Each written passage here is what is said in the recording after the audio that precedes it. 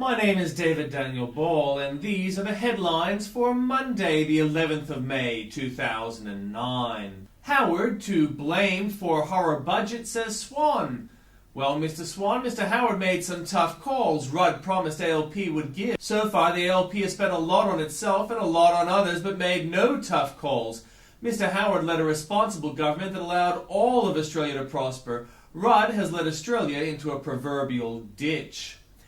Former MP wants the case reopened. I would like the smears made about me by the ALP investigated too. A child has died through no fault of my own, but through apparent neglect on the part of the Department of Education, and it is apparently being covered up. The parents of the boy have been blamed. The Ombudsman's office won't investigate because they seem to feel it is an employer-employee dispute. The ICAC don't seem to feel it warrants investigation. They couldn't see themselves charging anyone for the apparent negligence or the apparent cover-up.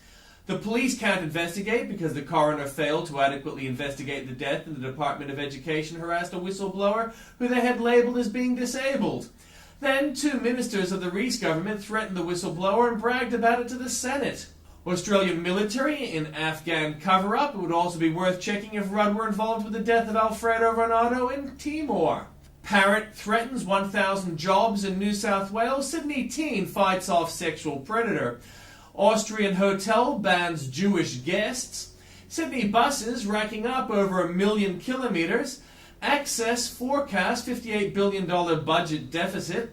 Hospital turns away woman in labour. An appeal for help on Socceroo dad's death. And in comments from Tim Blair, when General Squawk, this harmless-looking Garrett parrot, could cost hundreds of jobs.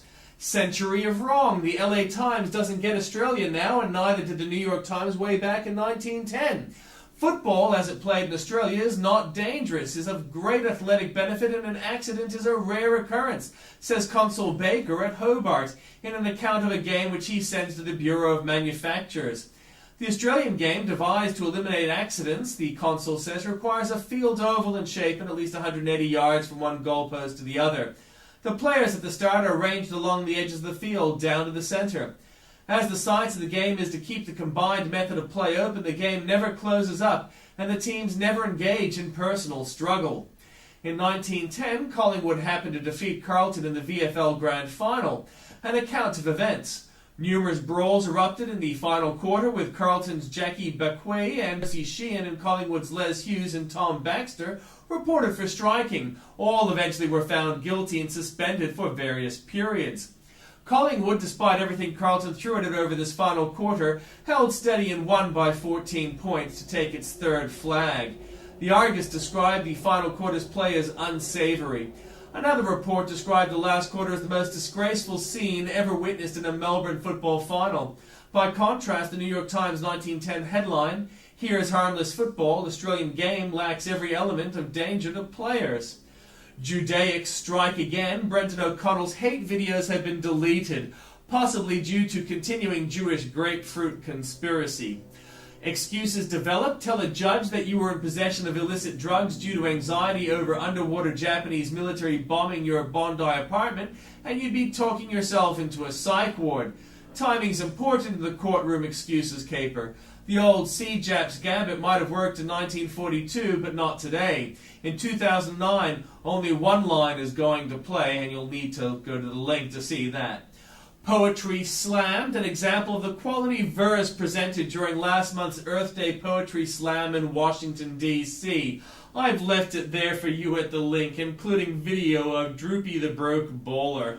Run, run! There's Brave, and then there's Crazy Brave, and then there's the crazy psycho off the scale, rabid weasel Brave, and then there's Sydney art dealer Ron Coles. Coles had an arrangement with one of Australia's most feared bikie gangs. It delivered large sums of cash to his door. He legitimized it through investment art. Coles held on to the art, promising he would sell it for the bikies at a profit. But he has vanished with their paintings and cash. Ominously, the unarmed gang is reportedly not interested in making a formal complaint. Other methods of complaint may be imagined. Factor this into your thinking. The money involved is in excess of $1 million. Update, Coles offered big returns only last year. Dealer Ron Coles, who runs an investment gallery, says he can get a return of 10 to 15% per annum if you invest in blue-chip artists like Brett Whiteley, Arthur Streeton, and others. He specializes in superannuation funds, which have a bizarre tax ruling. If you buy art, you cannot hang it on your wall as it is for investment purposes, not enjoyment, and must be out of sight. To get around this loop, he offers to store the paintings for you. He's fulfilled the out-of-sight requirement on several levels. Twice as thick, history's most pointless Arctic strolling tour continues. The latest from Christopher Booker. Up in Arctic, after yet another delay for bad weather, the hapless Catlin Trio, sponsored by an insurance firm which hopes to make money out of alarm over global warming, continued their painful progress towards the distant North Pole, measuring the ice with an old tape measure and assuring Prince Charles by satellite telephone that it's thinner than expected. When the Catlin Trio heard a passing aircraft, which they hoped was bringing much-needed supplies, they little realized it was a DC-3 carrying an international team of scientists using the latest electromagnetic induction equipment to discover rather more efficiently that the ice was in fact twice as thick as they had expected. The Catlin Trio, not to be confused with the Barb Catlin Trio, have been out there now for 70 days and still aren't even halfway to their destination. Less ice would make for an easier trip. Update in other Greenoid travel news, an expedition team which set sail from Plymouth on a 5,000-mile carbon emission-free trip to Greenland have been rescued by an oil tanker. Sykes Smites, comedian Wanda Sykes gets President Obama's relationship with the media. They never catch you smoking, but they always catch you with your shirt off. Another good line on the vice president. God forbid if Joe Biden falls into the hands of terrorists. God forbid if there's ever a hostage situation.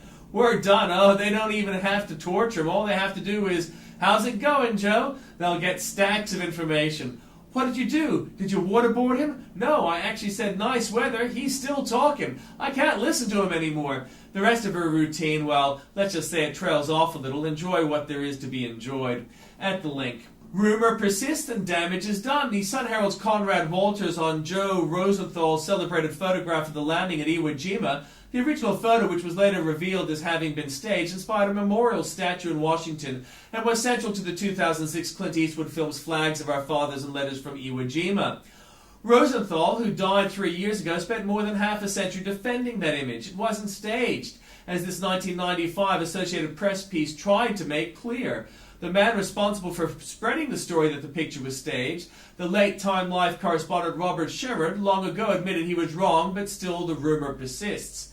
In 1991, a New York Times book reviewer, misquoting a murky treatise on the flag raising called Iwo Jima Monuments, Memories and the American Hero, went so far as to suggest that the Pulitzer Prize Committee consider revoking Rosenthal's 1945 award for photography. And just a year ago, in 1994, columnist Jack Anderson promised readers the real story of the Iwo Jima photo, that Rosenthal had accompanied a hand-picked group of men for a stage flag raising hours after the original event. Anderson later retracted his story, but the damage once again had been done, evidently.